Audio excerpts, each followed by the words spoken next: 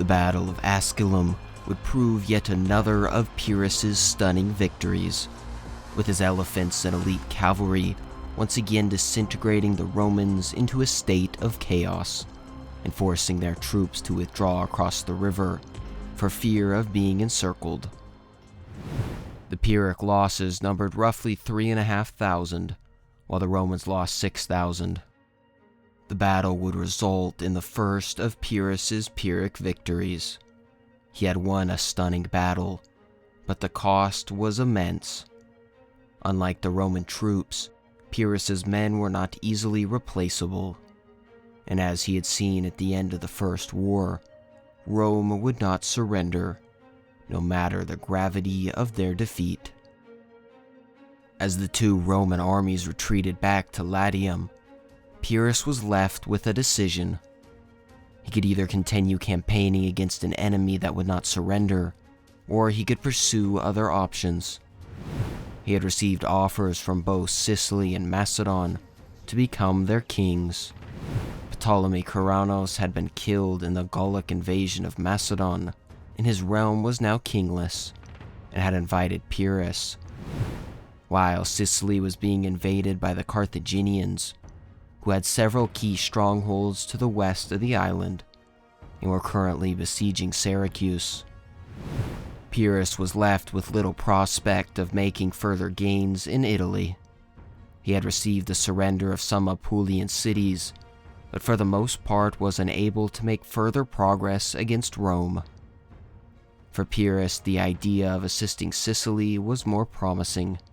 He had long envisioned making a kingdom to the west, as Alexander had done in the east, and control over Sicily was a great strategic ground to launch an invasion of Africa and expand naval power across the western Mediterranean. To the horror of his various Greek and Italian allies, he would send word to the Sicilians that he accepted their proposal. He would withdraw back to Tarentum, where he would leave a sizable garrison force under the command of Milan, before setting sail for Sicily. The Carthaginians for the most part had a blockade of the island, though Pyrrhus's army was able to slip past it undeterred. He would initially sail to Tauromenium, where he would receive provisions and reinforcements. From there he sailed to Catania, before he would begin marching to Syracuse. The Carthaginian army which was besieging the city was taken by complete surprise, as they quickly abandoned their operations. When Pyrrhus entered the city, he was proclaimed as a liberator, and quickly crowned the king of Syracuse, receiving their full military support. His navy, which could now be combined with that of the city, decisively outnumbered the Punic forces, forcing them to abandon their blockade of the island. Pyrrhus now continued along the southern coast of the island, receiving support and funds from the various Sicilian cities. When he came to Agrigentum, he would encamp his force for winter. The Carthaginian force on the island, which was led by Hamilcar, would winter in Lilybaeum, the largest and most formidable of the Carthaginian fortresses in Sicily.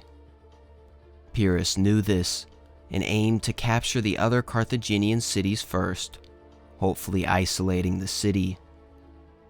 As the campaigning season of 278 BC began, Pyrrhus would continue along the southern coast of Sicily. The first city of Heraclea Minoa would fall shortly after a successful assault of the city. Pushing west in the Carthaginian territory, he would receive the surrender of both Selinus and Segesta. His next major target was the strongly fortified city of Eryx. The city possessed some of the best natural defenses. It was located roughly 750 meters, 2,460 feet above sea level, being one of the highest points in Sicily. This made it one of the most naturally defensible cities in the ancient world. To the north, the city was positioned upon a cliff, making an approach impossible.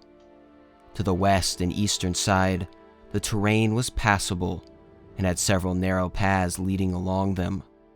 But the terrain remained steep and rocky, and the paths were narrow and winding, making it difficult to maneuver any sizable force along them. The best option to Pyrrhus would be the southern approach. The hill was still steep and rocky, but was the flattest of the four, housing the best paths in the city's main gate. Another problem Pyrrhus had to face was the fact the rocky terrain made the use of any siege engines impossible. Pyrrhus would have to rely solely on his infantry to scale the wall with ladders. To make matters more difficult, every day Pyrrhus waited, his enemies grew stronger. The Carthaginians further reinforced Lilybaeum, and in Italy, every day he was in Sicily, the Romans made gains against his Italian allies. For Pyrrhus, the time was now or never.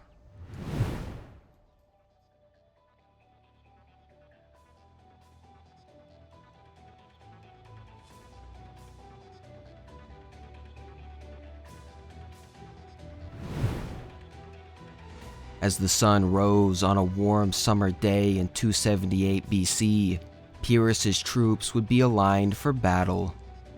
His elite Epirot phalangites, numbering roughly 6,000 to 8,000, would make up the bulk of his main attack force. They would be supported on their flanks by several detachments of lighter armored Sicilian hoplites. In front of his main line, he positioned a contingent of mercenary infantry. Further down the slope, he positioned his 1,500 Cretan archers, which had much better range and were able to fire upon the walls from a distance. In front of his line, he positioned his 2,000 slingers and javelin men to harass the defenders and soften the enemy resistance. Finally, at the base of the mountain, he positioned his 2,000 cavalry and 19 elephants to deter any Carthaginian counterattack. Within the city itself, the main Carthaginian force would have been made up of roughly 3,000 heavy infantry.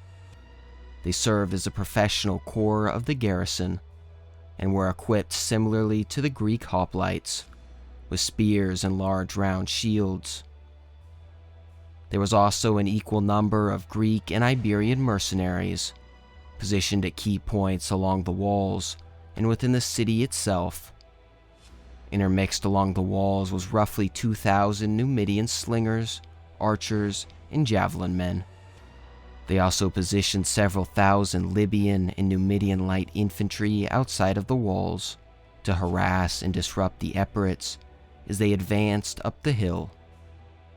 As Pyrrhus's army began advancing up the slope, the light infantry would begin to skirmish, exchanging javelins, arrows, and rocks. The mercenary infantry, which was both lighter armored and fought in a much looser formation, was able to traverse the terrain better and now launched an attack on the Numidian and Libyan light infantry that was positioned outside of the walls. After a brief exchange, the majority of the light infantry would withdraw back within the fortified walls. As Pyrrhus's elite phalangites now reached the walls, they would begin setting up their scaling ladders. As the first Pyrrhic troops began topping the wall, it proved a difficult fight. Since they could not use any siege towers or battering rams, the troops were forced to climb the wall single file. Though eventually, the Pyrrhic troops were able to establish a bridgehead upon the wall, with Pyrrhus being one of the first men to ascend it. Quickly, the Carthaginian forces were overwhelmed as they began being pushed off the wall, and many retreated within the city to fight on its narrow and winding streets, which posed as an excellent defensive position. As the Pyrrhic troops gained control of the majority of the wall and the gatehouse, they were able to let in the rest of their army. What now divulged was a mass close-quarters street fight. Altogether, the battle would last the entire day, and by the time the sun began to set, the Eryx were in control of the majority of the city. There were still a few pockets of resistance, but for the most part, his enemy was dead. Several mercenary contingents had surrendered and were compelled into Pyrrhus's army, while the majority of the Carthaginians were killed. The victory for Pyrrhus was decisive, as he captured one of the two major Carthaginian strongholds in western Sicily. Hearing the news, the majority of the Carthaginian cities along the northern coast now willingly surrendered to him, though Pyrrhus's army had lost several thousand men in the assault, and his number of elite Epirot phalangites continued to dwindle. In the western part of the island, the Mamertines controlled the port city of Messina, and since Pyrrhus's arrival, had begun to cooperate with the Carthaginians to carry out raids across Sicily, both hampering his supply lines and causing vast destruction. Before he could begin the logistically intensive task of besieging Lilybaeum, he had to march back to deal with the raiders. He would meet the Mamertine army near the Patri River in northeastern Sicily. The Mamertine force was decisively defeated and forced to retreat back within Messina. Pyrrhus now aimed to capture the last major Carthaginian stronghold on the island, the port city of Lilybaeum. The Carthaginians, realizing the importance of Lilybaeum as their last stronghold on Sicily, had heavily fortified it and brought up the majority of their fleet to make sure the Epirites could not fully blockade it. As Pyrrhus began besieging the fortress, he soon realized the difficulty he was going to experience, and instead favored to resolve his problem diplomatically. He initially aimed to offer the Carthaginians a status quo peace, allowing them to keep Lilybaeum, but this was met with harsh resistance from his Sicilian allies, who wanted them fully expelled from the island.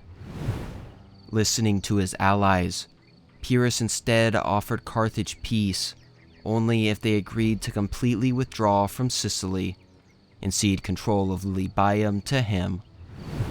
The Carthaginians greatly opposed surrendering Lilybaeum and quickly rejected Pyrrhus's terms. They knew as long as they possessed mastery of the sea, Lilybaeum was virtually impregnable. Pyrrhus, also realizing this, began demanding his Sicilian allies help him pay to construct a larger fleet. The Sicilians, however, denied his requests, forcing Pyrrhus to begin implementing compulsory payment and station large garrisons in the cities. This greatly upset the Sicilians and began alienating them to his cause. The Sicilians had initially welcomed Pyrrhus as a liberator, but their enthusiasm had waned, and now with the financial support, levies, garrisons, and strict military control over their cities, many that had previously sided with him now turned against him. Pyrrhus was still bogged down at Lilybaeum and making no progress.